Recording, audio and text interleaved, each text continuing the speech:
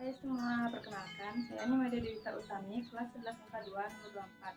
Di sini saya akan menjelaskan hubungan sistem pernapasan dengan virus corona yang menekankan pada organ yang diserang dan bagaimana mekanisme penyebarannya. Selama ini, banyak pasien yang mengalami gangguan pernapasan kemudian dikonfirmasi terinfeksi virus corona dan mengidap COVID-19. Hal itu ternyata bisa terjadi karena cara kerja virus ini yang menyerang sistem pernapasan. Organ-organ yang diserang oleh virus corona ini merupakan kelompok organ dan jaringan yang memungkinkan manusia untuk bernapas. Oleh karena itu, mereka yang sistem pernapasannya telah terinfeksi virus ini akan mengalami kesulitan bernapas. Gangguan pernapasan ini kemudian bisa mempengaruhi organ yang masuk dalam sistem pernapasan yang lain-lain. Misalnya, masalah pernapasan tersebut bisa berpengaruh pada paru-paru, tenggorokan, dan saluran udara. Gejala virus ini, yakni demam, batuk, sesak napas, bisa merupakan tanda dari berbagai penyakit mulai flu, infeksi tenggorokan, dan sampai dengan selesma.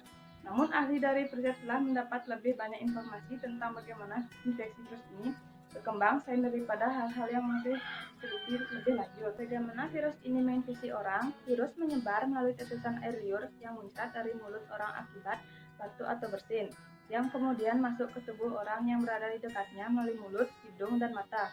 Virus kemudian masuk ke jalur pernapasan dan membran mukus di bagian belakang tenggorokan, menempel pada sebuah reseptor di dalam sel, dan kemudian berkembang di sana.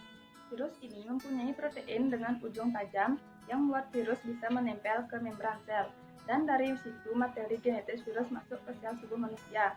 Materi genetis tersebut kemudian membajak metabolisme sel dan membuat sel tidak lagi berkembang untuk kesehatan tubuh, melainkan untuk memperbanyak virusnya.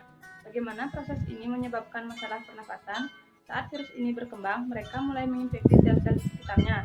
Gejalanya biasanya mulai terasa di belakang tenggorokan, berupa rasa nyeri tenggorokan dan batuk kering. Lalu virus dengan cepat merambat masuk ke saluran pangkal paru-paru hingga masuk ke paru-paru. Proses ini merusak jaringan pada paru-paru, membuat jaringan ini membengkak, sehingga lebih sulit bagi paru-paru untuk memasok oksigen dan menyalurkan keluar karbon dioksida.